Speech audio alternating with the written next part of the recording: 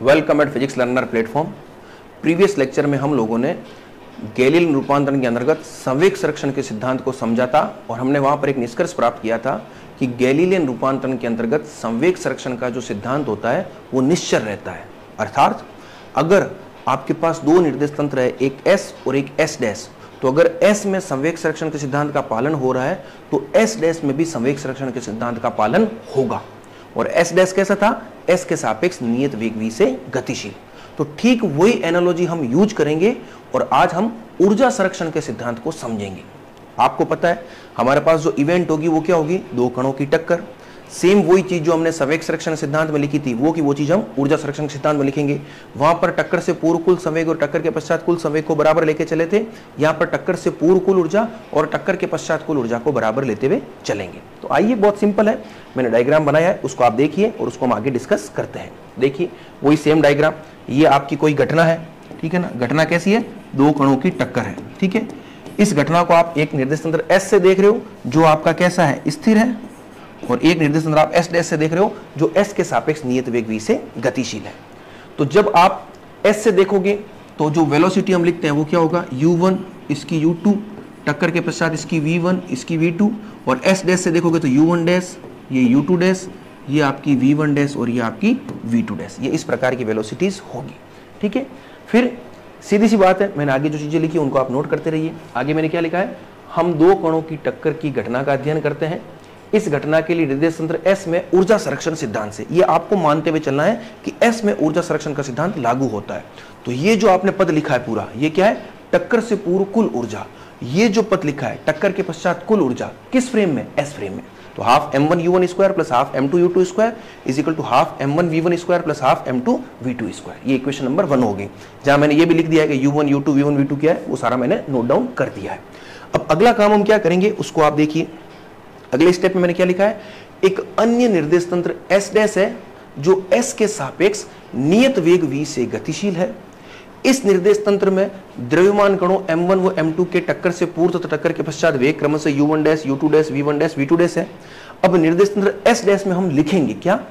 टक्कर से पूर्व कुल, ये देखो ऊर्जा है बेटा, सॉरी, ये टक्कर से पूर्व, ये वेग मैंने गलत लिख दिए हैं, ये टक्कर से पूर्व कुल ऊर्जा है और ये टक्कर के पश्चात कुल ऊर्जा है। इसको आप थोड़ा करेक्ट कर लीजिएगा। तो टक्कर से पूर्व कुल ऊर्जा क्या हो जाएगी? Half m1 u1 dash square plus half m2 u2 dash square, और टक्कर के पश्चात क्या हो जाएगी? Half m1 v1 dash square plus half m2 v2 dash square. अब आपका काम क्या है? आपको ये कैलकुलेशन करके बताना है कि क्या इन दोनों ऊर्जाओं का मान बराबर आ रहा है या नहीं आ रहा है। अगर नहीं आ रहा है तब तो हम कह देंगे कि गैलीलियन रूपांतरण के अंतर्गत ऊर्जा संरक्षण का सिद्धांत निश्चल नहीं रहता है, और अगर बराबर आता है तो हम कह देंगे गैलीलियन रूपांतरण के अंतर्गत ऊर्जा संरक्षण का सिद्धांत निश्चल रहता है।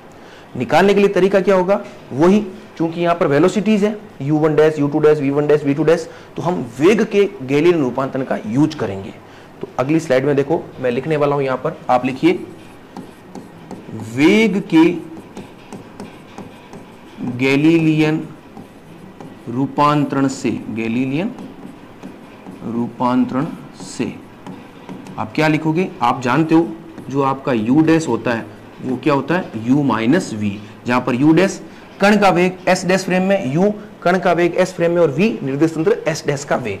तो इसकी सहायता से क्या मैं ऐसा लिख सकता हूं? देखो u1 dash is equal to u minus v u1, ठीक है। इसी प्रकार से u2 dash is equal to u2 minus v, उसी प्रकार से v1 dash is equal to v1 minus v, और v2 dash is equal to v2 minus v। इससे मैं u1 अगर निकालना चाहूं तो u1 मेरा क्या हो जाएगा? मुझे बताओ। u1 हो जाएगा u1 डैश प्लस v। अगर मैं u2 डैश निकालना चाहूं तो वो क्या हो जाएगा? u2 निकालना चाहूं, u2 डैश तो है ही मेरे पास, मैं अगर u2 निकालना चाहूं तो u2 मेरा क्या हो जाएगा? u2 dash plus v। इसी प्रकार से v1 निकालना चाहूं तो वो हो जाएगा v1 डैश प्लस v, और v2 डैश निकालना चाहूं तो वो हो जाएगा v2 प्लस v। ये आपके पास इक्वेशंस आ गई। इन इक्वेशंस को नंबर दे देता हूं मैं, दो नंबर मेरे पास कुछ लिखी नहीं ना, हाँ ठीक है।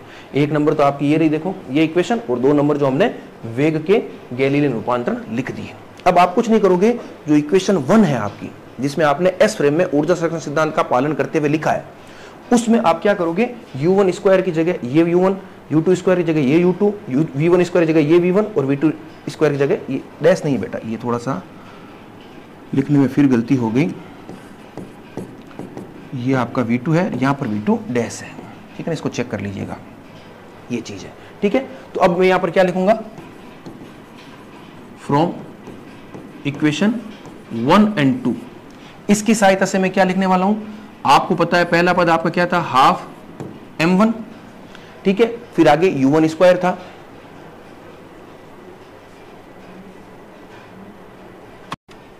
चलिए थोड़ा लाइट का डिस्टरबेंस हो गया इसलिए थोड़ा सा दिक्कत हो गई, कोई नहीं, हम आगे कंटिन्यू करते हैं। तो मैं क्या बता रहा था, मैं आपको बता रहा था कि वेक्टर में स्क्वायर हम कैसे लिखते हैं, तो वो मैंने आपको बता दिया कि कोई भी मान लीजिए वेक्टर ए है तो उसका स्क्वायर हम कैसे लिखेंगे, a डॉट ए, तो स्क्वायर के लिए हमेशा डॉट प्रोडक्ट करते हैं।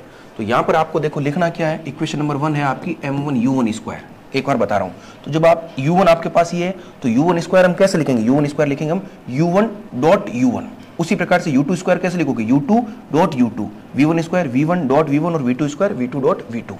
तो आप आराम से इसको देख सकते हैं, या एक बार मैं लिख देता हूं, चलो कोई कंफ्यूजन नहीं हो, ये लीजिए, ये आपका u2 स्क्वायर, ये half m1 v1 square plus half m2 v2 square. तो यहां से देखो मैं कैसे लिखूंगा इसको, हाफ मैं लिख के ही बता देता हूं, इसको हम लिखेंगे u1 डॉट u1, ताकि कोई कंफ्यूजन हो ही नहीं आपकी, ठीक है ना, समझने में। ये m2 को आप कैसे लिखोगे, u2 डॉट u2, उसी प्रकार से हाफ m1 ये v1 dot v1 plus half m2 v2 dot v2। अब मेरे हिसाब से कोई डाउट नहीं है, अब इन सब के मान रखते हैं। तो देखिए इस मान को मैं यहाँ से लिखना स्टार्ट करता हूँ, एक बार आप देखिएगा, नेक्स्ट पेज हम ले लेंगे, कोई दिक्कत नहीं है। अब देखिए वापस हाफ m1, तो u1 डॉट u1, तो u1 मेरे पास क्या है, u1 है मेरे पास u1 dash plus v dot u1 dash plus v। आप एक एक स्टेप को देखो, मेरे साथ साथ नोट करते रहिए आप, ठीक है ना, इसीलिए मैंने क्या इसको लिखा नहीं है, एक एक स्टेप जैसे जैसे मैं नोट कर रहा हूँ वैसे वैसे मेरे साथ साथ नोट करोगे तो आपको कोई कंफ्यूजन नहीं होगा, कोई प्लस माइनस में दिक्कत नहीं होगी, कैसे लिखना है वो सब आपको पता चल जाएगा, एकदम धीरे धीरे हम करेंगे, कोई जल्दबाजी नहीं है। फिर दूसरा स्टेप है हाफ m2 u2 स्क्वायर, क्या हो जाएगा आपका, देखो u2 dash plus v dot u2 dash plus v, clear है, ये तो हमारा ये हो गया। फिर हम लिखेंगे हाफ m1, अब v1 डैश है तो v1 डैश क्या हो जाएगा, v1 dash plus v dot v1 dash plus v, ठीक है, उसी प्रकार से प्लस हाफ m2 ये हो जाएगा आपका v2 dash plus v dot v2 dash plus v। आराम से देखिए, हालांकि मैं सीधा लिख सकता हूं लेकिन मैंने समझाने के लिए पूरा ही लिख दिया। अब जैसे आप इसको देखो डॉट करोगे तो देखो u1 इसके साथ भी डॉट होगा, u1 इसके साथ भी डॉट होगा, फिर v इसके साथ भी डॉट होगा और v इसके साथ भी डॉट होगा। देखो 4 पद आएंगे, कैसे कैसे आएंगे आप देखिए एक बार। u1 डैश, जब u1 डैश के साथ डॉट होगा तो वो क्या दे देगा, u1 डैश स्क्वायर सीधा। उसी प्रकार से ये v इस v के साथ होगा तो वो क्या दे देगा, v स्क्वायर सीधा। फिर एक पद क्या आएगा, u1 डैश डॉट v और दूसरा पद आएगा v डॉट u1 डैश। और आप एक प्रॉपर्टी जानते हो, a डॉट v और b डॉट दोनों बराबर होते हैं, तो इस u1 डैश डॉट v और v डॉट u1 डैश को मैं क्या लिख सकता हूं, twice of u1 dash dot v। तो देखिएगा मैं जो स्टेप लिख रहा हूं उसको आप समझने का प्रयास कीजिएगा। हाफ m1 तो ऐसा कैसा आ गया, अंदर क्या हो गया देखो, u1 square v square plus twice u1 dash dot v। मुझे आप एक चीज आराम से सोच के देखिएगा, क्या यह लाइन आपको समझ में आई कि नहीं आई। 4 पद थे, ये 2 पद, ये 3 और ये 4, u1 डैश का u1 डैश के साथ u1 डैश, ये u1 डैश स्क्वायर है बेटा, u1 डैश स्क्वायर, ठीक है। फिर ये v का v के साथ v square plus u1 dash dot v और v डॉट u1 डैश, तो ये हो गया twice u1 dash dot v। अब ठीक इसी प्रकार से मैं आगे के पदों को लिख देता हूं, तो हाफ m2 ये हो जाएगा आपका u2 dash square plus v square plus twice u2 dash dot v। फिर अगला पद हो जाएगा आपका देखो हाफ m1 ये हो जाएगा v1 dash square plus v square plus twice v1 dash dot v plus half m2 v2 dash square v square plus twice v2 dash dot v। मेरे हिसाब से ये सारे पद आपको समझ में आ गए होंगे। अब देखिए इसको मैं एक बार नेक्स्ट पेज में क्या करता हूं, ओपन करके लिख देता हूं कौन कौन से पद मेरे को मिल रहे हैं। आप देखिएगा आराम से क्या क्या पद थे। देखो पहला पद तो था हाफ, अब मैं ब्रैकेट ओपन करता हूं तो m1 u1 dash square plus half m1 v square plus, आप ये देखिए ये जो ट्वाइस है ये 2 से 2 कैंसिल हो जाएगा, तो पीछे क्या बचेगा, पीछे बचेगा m1 और यहां पर आपके ब्रैकेट में लिख देता हूं u1 डैश डॉट v। फिर अगला पद क्या है, half m2 u2 dash square plus half m2 v square plus ये हाफ कैंसिल हो जाएगा तो ये हो जाएगा m2 और ब्रैकेट में हो जाएगा u2 डैश डॉट v। फिर RHS में क्या होगा, देखो half m1 v1 dash square plus half m1 v square, वहां भी 2 कैंसिल हो जाएगा तो m1 और ये बच जाएगा v1 dash dot v plus half m2 v2 dash square plus half m2 v square plus 2 cancel हो जाएगा, ये हो जाएगा m2 और ब्रैकेट में हो जाएगा v2 डैश डॉट v।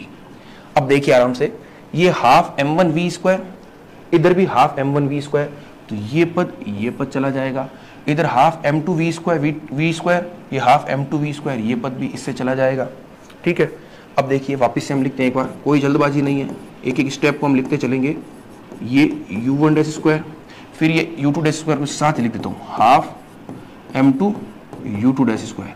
अब ये दोनों को देखो मैं एक साथ लिख रहा हूँ, कैसे लिख रहा हूँ आप देखिएगा, ये है m1 u1 dash dot v m2 u2 dash dot v, तो इसको क्या मैं ऐसा लिख सकता हूँ, m1 u1 dash plus m2 u2 dash और होल ब्रैकेट लगा करके डॉट v। तो जैसे ही आप इसको डॉट करोगे तो m1 u1 dash dot v, ये पद आ गया m1 u1 dash dot v, फिर m2 u2 dash dot v, ये पद आ गया m2 u2 dash dot v। तो मैंने इस प्रकार से कॉमनली लिख दिया, ठीक है ना, बिल्कुल सिंपल है, सिंपल मैथमेटिक्स है।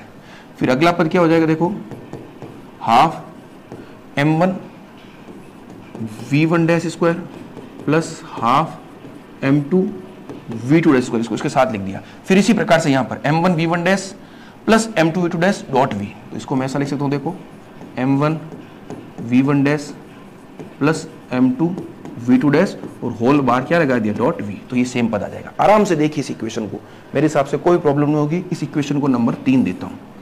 अब देखिए हम लोगों ने इससे पहले वाले लेक्चर में एक चीज सिद्ध कर दी थी, क्या कि जो संवेग संरक्षण का सिद्धांत होता है वो गैलीलियन रूपांतरण के अंतर्गत निश्चय रहता है।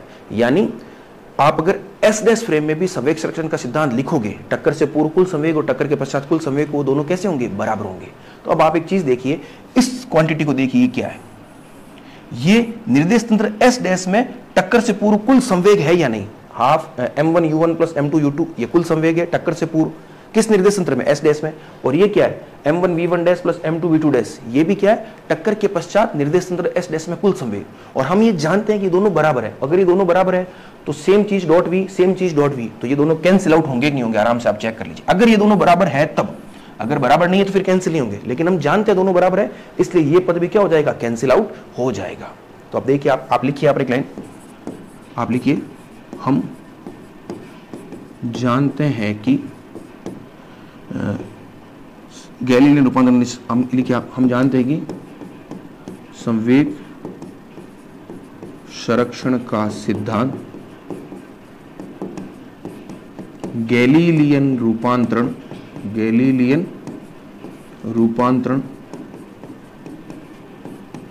के अंतर्गत निश्चर रहता है। ये आप जानते हो, निश्चर रहता है, जिससे आप क्या लिख सकते हो, जिससे आप ये लिख सकते हो m1 u1 dash plus m2 u2 dash is equal to m1 v1 dash plus m2 v2 dash. ठीक है, इक्वेशन नंबर 4। तो अब इक्वेशन 4 का आप 3 में यूज करोगे तो ये पद क्या हो जाएगा, कैंसिल हो जाएगा, सीधा ही मैं लिख रहा हूं, ठीक है ना। तो आप लिख लीजिए नीचे, फ्रॉम इक्वेशन 3 and 4 आप सीधा क्या लिखोगे, आप लिखोगे half m1 u1 dash square plus half m2 u2 dash square is equal to half m1 v1 dash square plus half m2v2 square. और यही आपका क्या है, निर्देश तंत्र S डैश में ऊर्जा संरक्षण का सिद्धांत। आप देखिए ये किसके बराबर है, टक्कर से पूर्व कुल ऊर्जा। ये किसके बराबर है, टक्कर के पश्चात कुल ऊर्जा। और किस निर्देश तंत्र में, S डैश में। और दोनों क्या आ रही है, बराबर आ रही है।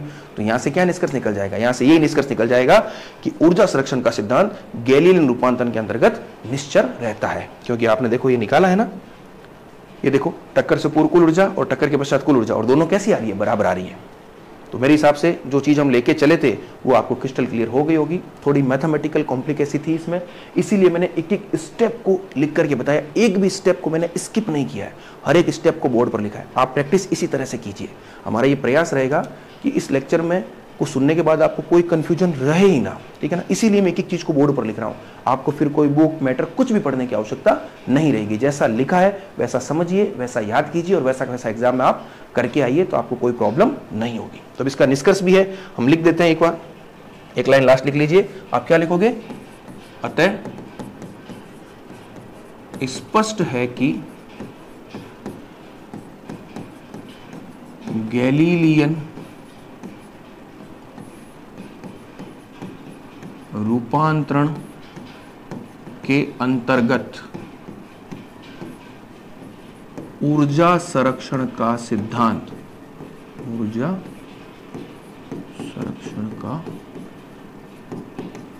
सिद्धांत निश्चर रहता है, निश्चर रहता है। तो ये टॉपिक भी हमारा कंप्लीट हो गया। और इसी टॉपिक के साथ जो गैलीलियन रूपांतरण हमने स्टार्ट किया था, गैलीलियन रूपांतरण होता क्या है, फिर हमने स्थिति, वेग, त्वरण, बल, संवेग, संवेग संरक्षण सिद्धांत, ऊर्जा संरक्षण सिद्धांत, इन सबको कंप्लीट कर लिया है। आप ये मान के चलिए मोस्ट इंपॉर्टेंट टॉपिक्स में से है कि आपको इन टॉपिक्स में से क्वेश्चन मिलने ही मिलने हैं, और हमने बहुत सिस्टमेटिक किया है। उसी अनुरूप आप अपनी तैयारी को कंटिन्यू कीजिए। Thank you.